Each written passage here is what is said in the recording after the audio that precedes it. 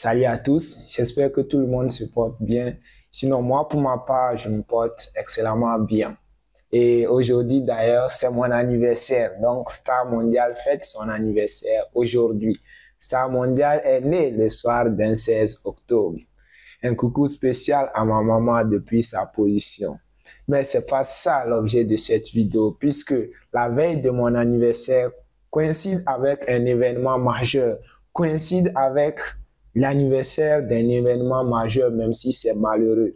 Hier, 15 octobre, a été le 37e anniversaire de la date d'assassinat du capitaine Thomas Sankara. J'ai voulu dire Ibrahim Traoré, mais non, le capitaine Thomas Isidore Noël Sankara.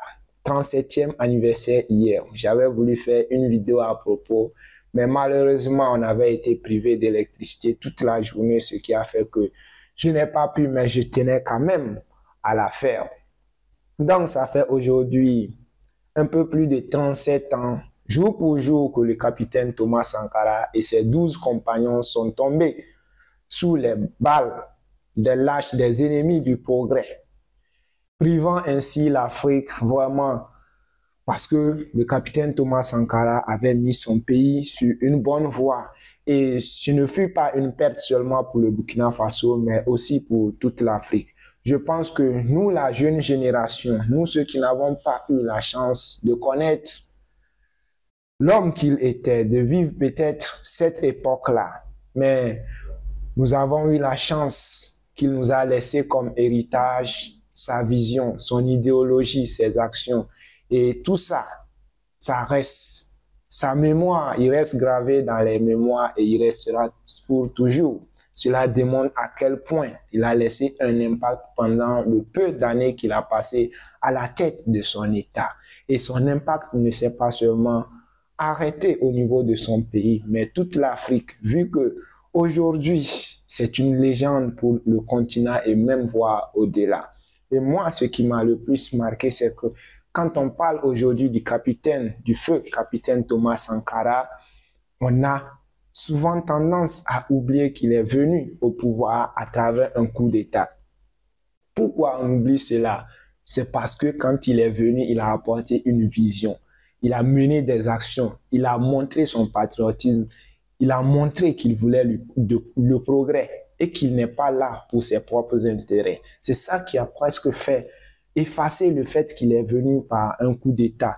Et aujourd'hui, un 37e anniversaire de son assassinat, on aurait pu tout simplement dire, OK, qui tue par l'épée, périt par l'épée. Donc, il est venu par coup d'État et il est parti par coup d'État. Ça aurait pu s'arrêter là. Mais non, son départ reste marqué dans les archives. Et on célèbre et on continuera de célébrer cet événement, même triste. Cela démontre à quel point il a laissé un impact. Sinon, pourquoi célébrer le départ d'un putschiste? Loin de là. Donc, ça démontre l'importance du capitaine Thomas Sankara. Et je pense qu'à ce niveau, les autorités actuelles, en tout cas, les transitions militaires, les militaires qui sont à la tête des différents pays sur le continent doivent tirer exemple sur le capitaine Thomas Sankara. Parce que oui, c'est à travers les actions, c'est à travers les œuvres, c'est à travers le travail qu'on jugera ces personnes.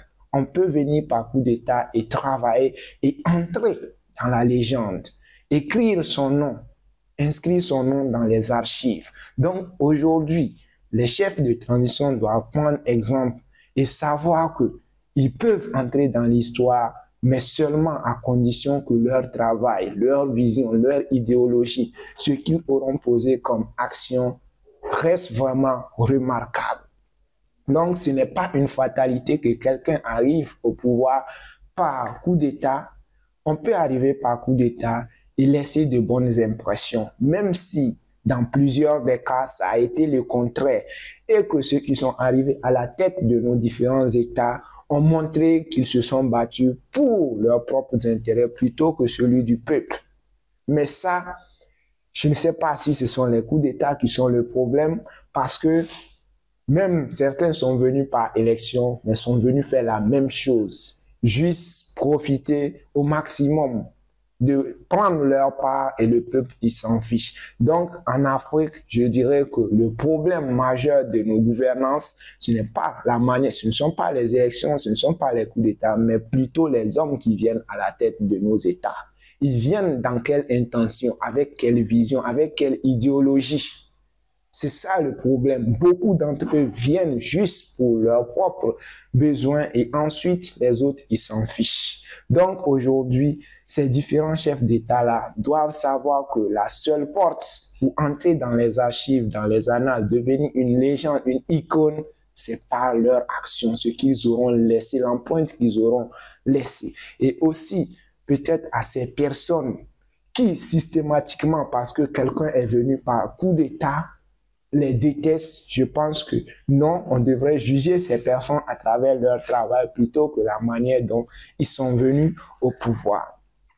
De toute façon, que le capitaine Thomas Sankara et ses 12 compagnons reposent en paix de par leur position, ils auront laissé une empreinte indélébile et comme le disait le capitaine Thomas Sankara, tuer un Sankara et des milliers de Sankara naîtront. Sa vision, son idéologie, sa détermination, surtout le fait de montrer que si on veut, on peut. Que si l'Africain veut, il est capable de changer les choses, de faire les choses autrement.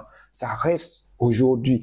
Et je ne sais pas, les nouvelles autorités, peut-être aujourd'hui, ont un défi plus majeur qu'à l'époque du capitaine Thomas Sankara parce que les ennemis internes comme externes deviennent de plus en plus nombreux. Les ennemis sont beaucoup plus nombreux, mais de l'autre côté aussi, ils ont un avantage parce que une grande partie de la population est désormais éveillée. Donc, c'est aux nouveaux dirigeants de prendre conscience de cela et de trouver les moyens adéquats pour, en tout cas, conduire le peuple à bon escient. Oui, c'est ce que je pourrais dire. Et la mort tragique du capitaine Thomas Sankara restera dans les mémoires et les générations futures n'en manqueront jamais parce qu'il a écrit une histoire indélébile. De toute façon, l'ennemi de l'Africain, c'est d'abord l'Africain lui-même. Parce qu'on peut vouloir accuser les Blancs, on peut vouloir accuser qui que ce soit. Même eux, ils sont là pour leurs intérêts, ça c'est normal. Mais tant qu'ils ne trouveront pas de relais sur place pour assurer ou pour concrétiser leurs actions, rien ne pourra être fait. Donc, en réalité, ce ne sont pas nos ennemis, mais plutôt nos frères ennemis, ce sont nos propres frères africains. L'ennemi de l'Africain, c'est l'Africain lui-même. Et tant que nous ne changerons pas de mentalité, tant que certains voudront juste être capables de combattre son prochain pour son propre intérêt, le combat sera très très difficile. De toute façon, la lutte continue et nous n'avons d'autre choix que de continuer et jusqu'à la dernière victoire. Puisque une Afrique libre ou la mort, nous avons l'obligation de gagner. Merci à tous et à la prochaine. Encore une fois, joyeux anniversaire à Star Mondial.